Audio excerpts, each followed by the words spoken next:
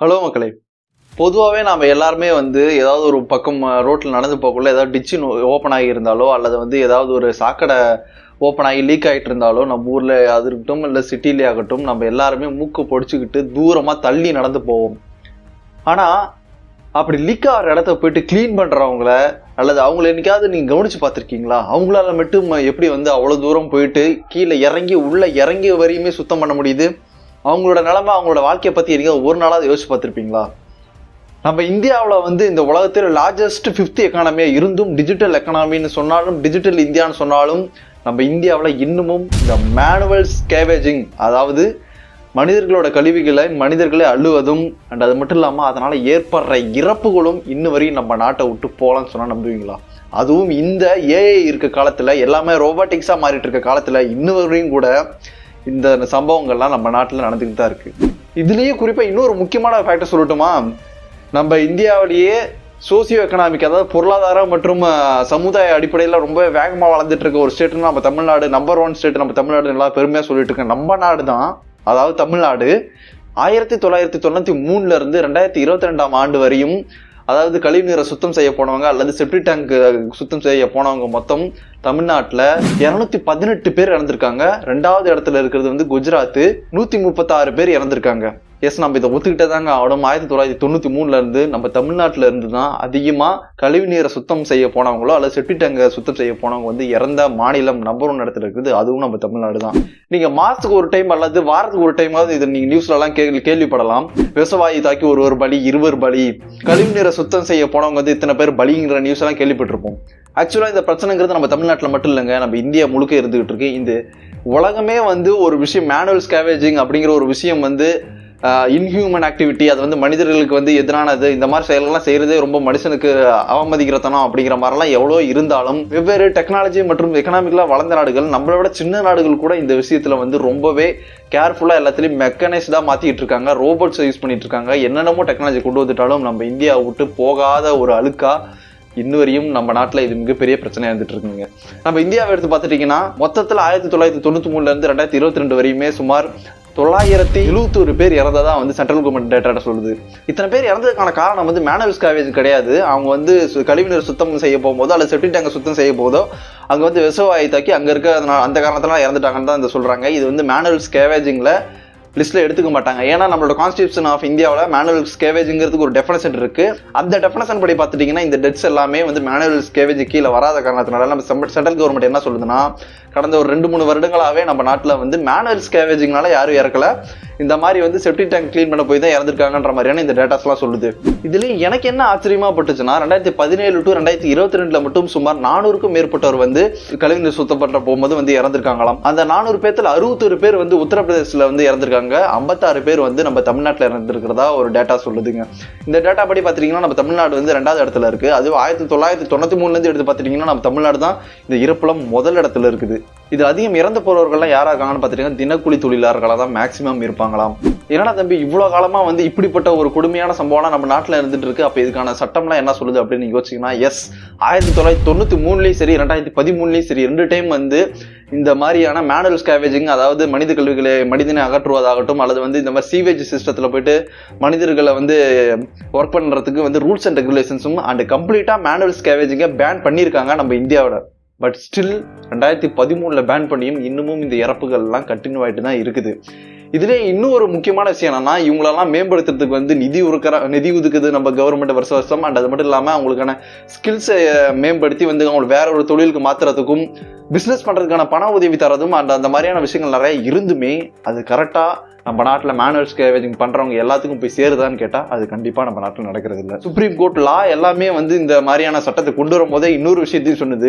அப்படியே நம்ம இந்த மாதிரியான கழிவுநீர் அகற்றுறதை ஈடுபடுத்தும் போது உங்களுக்கு சரியான உபகரணம் எல்லாத்தையுமே தரணும். அவங்களுக்கு தேவையான மாஸ்க், ஏர் பியூரிஃபையர், சூட்டு, இந்த மாதிரி எல்லாத்தையுமே தந்து தான் அவங்கள வேலைக்கு அனுப்பணும், பயன்படுத்தணும் அப்படிங்கிற மாதிரி ரூல்ஸ் இருக்கு. பட் அது நம்ம நாட்டில் எங்கேயுமே ப்ராப்பராக ஃபாலோ பண்ணுற ஒரு விஷயமே கிடையாது. எங்கேயாவது ஒரு நாள் ஒரு இறப்பு ஏற்படும் போது மட்டும்தான் அந்த விஷயத்தை பற்றி நம்ம பேசுவோம். அதுக்கப்புறமேட்டுக்கு அது அப்படியே தொடர்ந்துட்டு தாங்க இருக்குது.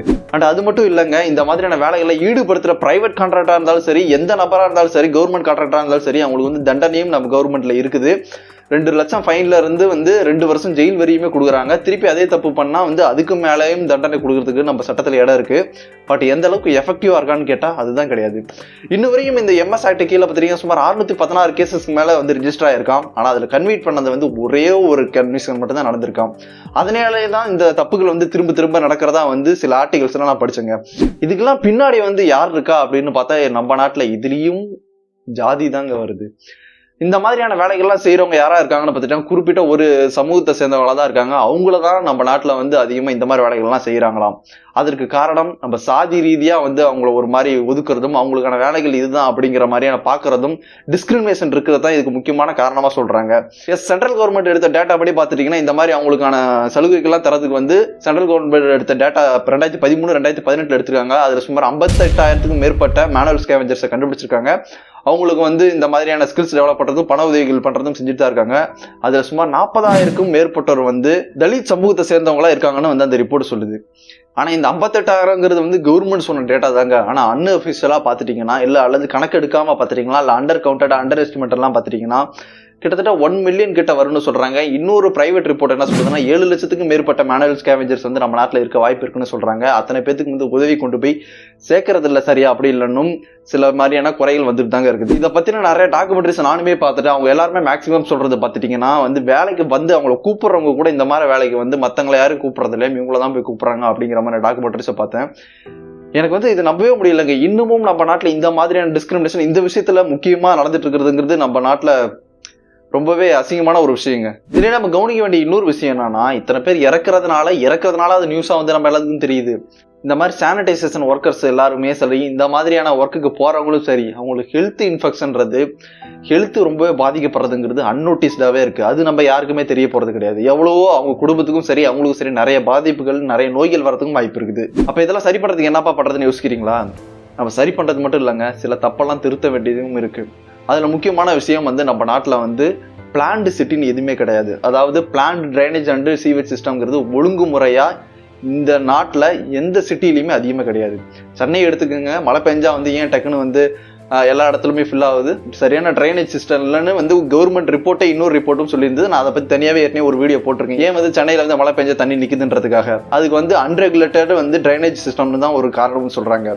கவர்மெண்ட் வந்து எந்த விஷயத்தையுமே சரி எந்த சிட்டியுமே சரி பிளான் பண்ணி வந்து கட்டுறது கிடையாது. நம்ம நாட்டிலேயே பார்த்துட்டுங்க, நம்ம இன்றைய கிராமம் தான் வந்து நாளைக்கு சிட்டியா மாறப்போகுது. ஆனா எல்லா கிராமத்துலயும் வந்து கண்ணா பண்ணான்னு ரோடு போடுவாங்க. ஒரு தெருவில் பார்த்துட்டீங்கன்னா உயரமா இருக்கும் ட்ரைனேஜ் சிஸ்டம்ங்கிறது, இன்னொரு தெரு இந்த பக்கம் வந்து பார்த்தோன்னா பள்ளமா இறக்கி போடுவாங்க, இல்லை அதுக்கு அந்தாண்ட தெருவில் போய் பார்த்துட்டீங்கன்னா மேடா ஏற்றி போடுவாங்க ட்ரைனேஜ் சிஸ்டம். இந்த மாதிரி ஒழுங்குமுறையற்ற ஒரு ட்ரைனேஜ் சிஸ்டத்தை உருவாக்குறதும் சீவேஜ் சிஸ்டம்ங்கிறது நம்ம நாட்டில் ஒரு இல்லாத ஒரே காரணம் தாங்க இந்த மாதிரியான அதிகமா அடைப்புகள் ஏற்படுறதுக்கு காரணம். அதுக்கு வந்து நம்ம வந்து மனிதர்களை யூஸ் பண்றோம். இன்னொரு முக்கியமான காரணம் என்னன்னு பார்த்துட்டீங்கன்னா அப்சல்யூட்லி நம்ம தான் அந்த பெருமையெல்லாம் சேரும். நம்ம ஊர்ல அதிக பேருக்கு வந்து குப்பையை வந்து குப்பை தொட்டியில் போற பழக்கமே கிடையாது. எல்லாத்தையுமே மேக்ஸிமம் வீட்டை விட்டு வெளியே போயிடும், வீட்டுல இருந்து அப்படியே டிச்சுக்கு போயிடும். டிச்சு வந்து அங்க போயிட்டு கவர்கள் பிளாஸ்டிக் கவர் இதெல்லாமே அடைச்சிக்க போகுது. அடைச்ச பிறகுதான் நமக்கு வந்து நிறைய டைம் வந்து இந்த மாதிரி வந்து சானிடைசேஷன் ஒர்க்கர்ஸ் எல்லாம் வந்து இறங்கி கிளீன் பண்ண வேண்டிய சுச்சுவேஷன் வருது. இந்த மாதிரியான சுச்சுவேஷன்லாம் ஏற்படுறதுக்கு நாமளும் ஒரு காரணமாக தான் இருந்துட்டு இருக்கோம். கவர்மெண்ட்டை மட்டும் குறை சொல்ல முடியாது. பட் மூணாவது இதுக்கான சொல்யூஷனாக எதுன்னு சொல்லலாம் பார்த்துட்டிங்கன்னா நம்ம நாட்டில் இல்லை, இந்த உலகத்தில் வந்து இவ்வளோ பெரிய டெக்னாலஜி உலகத்தில் வந்துட்டு அதுக்கான ரோபோட்டிக்ஸ் இருக்குது, அதுக்கான மிஷின்ஸ் இருக்குது. அதெல்லாம் நம்ம கொண்டு வரணும். அது நம்ம நாட்டில் ஒரு இடத்துல எங்கேயாவது ஒரு இடத்துல கொண்டு வந்துட்டாலும் அது ஏதோ ஒரு சிட்டியில் ஒரு இடத்துல மட்டும்தான் இருக்குது. அதை இம்ப்ளிமெண்ட் பண்ண வேண்டியது நாடு முழுக்க எல்லா சிட்டிஸ்லையும் சரி எல்லா கிராமத்துலையும் சரி இந்த மாதிரியான முதல்ல ட்ரைனேஜ் சிஸ்டம்ங்கிறது பிளான் பண்ணி வந்து பண்ணணும். முதல்ல பிளான்டு சிட்டிஸ் இருக்கணும் நம்ம நாட்டில் எல்லா இடத்துலையுமே வந்து. அந்த மாதிரியான ஒரு சிஸ்டமேட்டிக் பிளான்டு எக்ஸிக்யூஷன் இருந்தாலே நம்ம நாட்டில் பாதி பிரச்சனைகள் நம்ம நாட்டில் குறையுங்க. நீங்கள் மலேசியா, சிங்கப்பூர் இந்த மாதிரியான வளர்ந்த நாடுகள், துபாய் மாதிரியான நடந்த நாடுகள்லாம் பார்த்துட்டிங்கன்னா வந்து அப்போதுல இருந்தே, அதாவது அவங்க சுதந்திரம் வாங்கின காலத்துல இருந்தே பார்த்துட்டீங்கன்னா அவங்க வந்து அதிகமாக கான்சென்ட்ரேட் பண்ண ஒரு விஷயமா எதுக்குன்னா sewage system and drainage system. அதுல மட்டும் என்னைக்குமே தப்பே பண்ணாம அது அப்பையில இருந்து எந்த அளவுக்கு வந்து மெக்கானைஸ்டா மாற்றணும், மெக்கானிக் சிஸ்டமா கொண்டு வரணும் அப்படின்றதுக்காக பிளான் பண்ணி தான் எல்லாத்தையுமே வளர்த்துட்டு இருக்காங்க. அதுக்குன்னே தனியா வந்து ஒரு டிபார்ட்மெண்ட் இருக்கும். அதை கவனிக்கிறவங்க நிறைய பேர் இருப்பாங்க. நம்ம நாட்டிலனா டிபார்ட்மெண்ட் இருக்கும், ஆனால் செயல்படுதான்னு கேட்டால் ஒரு கேள்விக்குரியதாங்க இருக்கும். இன்னொரு விஷயம்னா நம்ம நாட்டில் வந்து சானிடைசேஷன் ஒர்க்கர்ஸ், அதாவது தூய்மை பணியாளர்கள் எல்லாருமே பார்த்துட்டிங்கன்னா வந்து நம்ம நாட்டில் எப்படி வந்து ஒரு டீச்சருக்கு வந்து கவர்மெண்ட் டீச்சருக்கு அவ்வளோ சம்பளம் கொடுத்து வந்து அவ்வளோ மதிப்பு இருக்குதோ, அதே மாதிரி வந்து ஒரு டாக்டருக்கு எந்த அளவுக்கு ஒரு மதிப்பு இருக்கோ அதே அளவுக்கு ஈக்குவலான மதிப்பு தர வேண்டிய ஒரு ஜாப்னாலும் இந்த தூய்மை பணியாளர்கள் தான். ஏன்னா அது வந்து நம்மளால பண்ண முடியாத ஒரு விஷயம். நான் முதல்ல சொன்ன மாதிரி நம்ம வந்து ஒரு குப்பையோ எங்கேயோ ஒரு டிச்சோ எங்கேயாவது ஒரு இடத்துல வந்து நமக்கு வந்து லீக் ஆனிச்சுன்னா நம்ம நாத்தத்துல மூக்கு பொத்திட்டு ஓரமாக தான் போவோம். ஆனால் அதை இறங்கி கிளீன் பண்றவங்க வந்து டாக்டர் டீச்சர் மாதிரியான தொழிலுக்கு ஈக்குவலானவங்க. அவங்களுக்கான மதிப்பும் மரியாதை இந்த சமூகத்தில் இருக்குதான்னு கேட்டால் அதுவும் கேள்விக்குறிதாங்க. அதெல்லாம் என்னைக்காவது எங்கேயாவது ஒரு இடத்துல வந்து ஒரு தூய்மை பணியாளரை பார்த்துட்டா நீங்கள் அந்த இடத்துல ஒரே ஒரு நிமிஷம் உங்களை வச்சு யோசிச்சு பாருங்க. அந்த ஜாப் எவ்வளோ பெரிய கஷ்டங்கிறது உங்களுக்கு புரியும். அவங்களுக்கான மரியாதையை என்றைக்குமே வந்து நம்ம தரணும். இப்போ நான் கடைசியாக உங்ககிட்ட ஒரே ஒரு கேள்வி மட்டும் கேட்கணும்னு ஆசைப்படுறேங்க. இந்த மாதிரியான மேனுவல் ஸ்கேவெஞ்சிங் நம்ம நாட்டில் இருக்கிறத பற்றியும் அந்த மாதிரியான பிரச்சனைகளுக்கு சொல்யூஷன் என்ன, கவர்மெண்ட் வந்து இதுக்கு எந்த மாதிரியான ஸ்டெப்ஸ் எல்லாம் எடுத்தா இன்னும் இந்த மாதிரியான பிரச்சனைகளை தடுக்கலாம், இந்த மாதிரியான இறப்புகளை தடுக்கலாங்கிற உங்களோட கருத்துக்களை மறக்காம கமெண்ட் செக்ஷன் சொல்லுங்க. அண்ட் இந்த வீடியோவில் நீங்கள் ஏதாவது வேல்யூபிளாக தெரிஞ்சுங்கன்னா மறக்காம நம்ம சேனலை சப்ஸ்கிரைப் பண்ணிருங்க. அப்போ தான் எனக்கு மேலும் இந்த மாதிரியான வேல்யூபிள் அண்ட் சோஷியல் இஷ்யூஸ் பற்றி பேசுறதுக்கு ரொம்ப ஆர்வமாக இருக்கும். இதே மாதிரி இன்னொரு வேல்யூபிள் கண்டோட இன்ட்ரெஸ்டிங் கண்டோட நெக்ஸ்ட் வீடியோவில் பார்க்குறேன். பாய். தெரிஞ்சுக்கிட்டியா? புரிஞ்சதா?